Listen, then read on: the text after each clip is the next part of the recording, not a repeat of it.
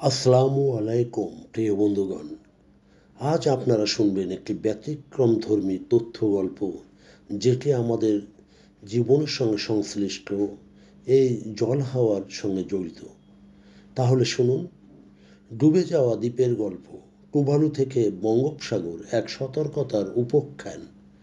সমুদ্র সবসময় মানুষের বন্ধু, কখনো মায়ের মতো, কখনো রানীর মতো, কিন্তু সেই সমুদ্রই আজ ক্রম রূপ নিচ্ছে এক ভয়াবহ শত্রুতে। প্রকাশ পাচ্ছে তার এক দানবীয় শক্তি, আর সেই শক্তির প্রথম শিকার যারা, তাদের একজন হচ্ছে শান্ত সৌম্য প্রশান্ত মহাসাগরের ক্ষুদ্র দ্বীপ রাষ্ট্র টুভালু।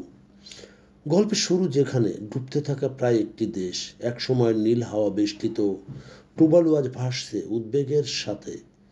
সেটি সাগর বেষ্টিত এই টুভালুর ভূমি এতটাই নিচু যে সমুদ্রের ঢেউ ওঠানামার শব্দ এখন মানুষের কাছে ভবিষ্যতের বিপদ সংকেত।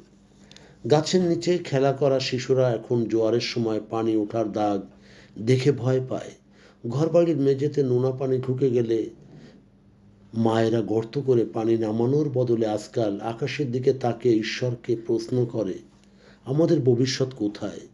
বিজ্ঞানীরা বলেছেন সমুদ্রপৃষ্ঠে এখন আগের তুলনায় আগ্রাসী ভাব নিয়েছে, এবং সেই ঢেউ উঁচু হচ্ছে, উপকূলীয় এলাকায় ভাঙন দেখা দিচ্ছে, ডুবে যাচ্ছে বড় বড় রিসোর্ট, অভয়ারণ্য, ম্যানগ্রোভ এলাকা। সেইভাবে ডুবালু দ্বীপও রক্ষা পাচ্ছে না। অস্ট্রেলিয়ার মতো পরিবেশ বান্ধব দেশটিও তাদের কাজে আসছে না, একমাত্র ভিসা প্রদান ছাড়া। টুভালু কেন এই ধরনের নিচু দ্বীপগুলি ধীরে ধীরে পানির তলায় চাপা পড়ে যাচ্ছে গোটা পৃথিবীর? এই অনিশ্চয়তার মধ্যে টুভালুর মানুষের সামনে এসেছে এক নতুন পথ। সেটি হলো সেই ভিসা সহায়তা, যা অস্ট্রেলিয়া এখন জলবায়ু ভিসা প্রদানে এক বিশ্বস্ত বন্ধু। সেখানে প্রতি বছর সীমিত সংখ্যক মানুষকে নতুন জীবনের প্রত্যাশায় সুযোগ দেওয়া হয়। অনেক টুভালুবাসী ইতিমধ্যেই আবেদন করেছে। কেউ বলে আমরা বাঁচতে চাই, আবার কেউ ফিসফিসিয়ে বলে, কিন্তু আমাদের দেশ, আমাদের শেকড়, আমাদের টুভালু। এ যেন নিজের ঘর ছেড়ে অন্য ঘরে আশ্রয় নেওয়া।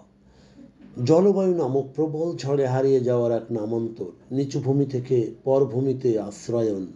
এই গল্প বলতে মোড় বদলে যায়, ভেসে ওঠে বঙ্গোপসাগরের নাম। টুভালুর এই গল্প শুনলে মনে হতে পারে এত দূরের ঘটনা আমাদের কি, কিন্তু না, গল্পেরও সত্যিকারের ঝড় এখনো রয়ে গেছে।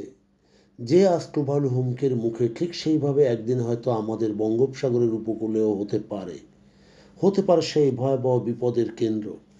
বাংলাদেশের দক্ষিণ অঞ্চল, কক্সবাজার, টেকনাফ, পটুয়াখালী, ভোলা, খুলনা, সাতক্ষীরা, খেপুপাড়া, এসব জায়গায় ইতিমধ্যেই লবণাক্ততা প্রকট হয়েছে। ভূমিক্ষয়, ঘূর্ণিঝড় বৃদ্ধির কারণও এক ধরনের বিপদ সংকেত। যদি সমুদ্র আরও বাড়ে, তাহলে রোহিঙ্গা অধ্যুষিত কক্সবাজার, বিস্তীর্ণ এলাকা, ভূমির এটি ঝুঁকির মধ্যেই পড়বে। সুন্দরবনের অনেক অংশ লোনা জলে ক্ষতিগ্রস্ত হবে। ভোলা, পটুয়াখালীতে স্থায়ী ভাঙন দেখা দিতে পারে। সাতক্ষীরা, খুলনা, বাগেরহাট উপকূলীয় এলাকা জলবেষ্টিত হতে পারে। তখন লক্ষ লক্ষ মানুষ তার আভ্যন্তরীণভাবে তারা পরিব্রাজক হয়ে পড়বে। হয়তো আজ কিছু চোখে পড়ছে না, হয়তো মনে হচ্ছে সব ঠিকঠাক আছে। টুভালুর মানুষও তাই ভেবেছিল একদিন। এই গল্পটি শুধু একটি দেশের নয়, একটি সমুদ্র বেষ্টিত সকল মানুষের গল্প। একটি মানুষ বাঁচানো, একটি ভবিষ্যতের নিজেদের রক্ষার গল্প, এবং একটি সচেতনতার গল্প। প্রিয় বন্ধু, যদি আমাদের এই তথ্য গল্প আপনার ভালো লাগে, তাহলে লাইক এবং শেয়ার দিন। এবং এখন আজ আমাদের সঙ্গে থাকার জন্য ধন্যবাদ। আমাদের ফলো দিন এবং সাবস্ক্রাইব করুন।